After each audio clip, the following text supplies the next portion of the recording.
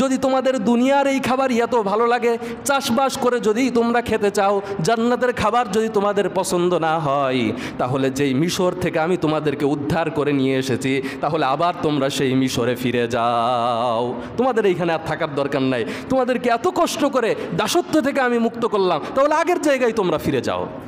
আমাদের সমাজে এই যে কিছু লোক আছে না, ওই শেখ হাসিনার আমলই ভালো লাগে, আছে না কিছু লোক যে আগেই তো ভালো ছিলাম, আছে না কিছু লোক আছে যে আগেই তো ভালো ছিলাম, তো এদেরও ঠিক আছে, তুমি আগেই চলে যাও, তোমার আর এখন থাকার দরকার নাই।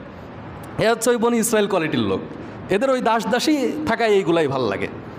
তো এখন মুসা আলাইহিস সালাতু ওয়াস সালাম বললেন, ঠিক আছে তোমরা তাহলে আগের জায়গায় চলে যাও। আল্লাহ তাআলা বললেন, ওয়া যুরিবাত আলাইহিমুয যিল্লাতু ওয়াল মাসকানা, তারা যেহেতু আমার সাথে নাফরমানি করেছে, তারা যেহেতু ঘাট তেড়া, আমি আল্লাহ তাদের জন্য লাঞ্ছনা আর গঞ্চনা চিরজীবনের জন্য আমি আল্লাহ তাদের জন্য লিখে দিলাম। চিন্তা করে দেখেন আল্লাহ তাদের জন্য কি লিখেছেন, লাঞ্ছনা। দুরিবাত আলাইহিমুয যিল্লাতু ওয়াল মাসকানা, দুইটা শব্দ ব্যবহার করা হয়েছে। একটা হচ্ছে লাঞ্ছনা, আর মাসকানা শব্দের অর্থ হচ্ছে তাদের স্থায়ী কোনো বাসভূমি থাকবে না, সারা জীবন এই ভূমি থেকে ওই ভূমি, ওই ভূমি থেকে ওই ভূমি, এইভাবেই তাদেরকে ঘুরে বেড়ানো লাগবে। এবার সামনে ইতিহাস পড়লে দেখবেন এই যে আল্লাহ তাদের বিরুদ্ধে এই শাস্তি দিয়েছেন, এই শাস্তি এখনও তাদের পর্যন্ত আছে, এখনও পর্যন্ত তারা ওই রাষ্ট্র ভালোভাবে গঠন করতে পারে নাই। শাস্তি হয়েছিল সেই সময়।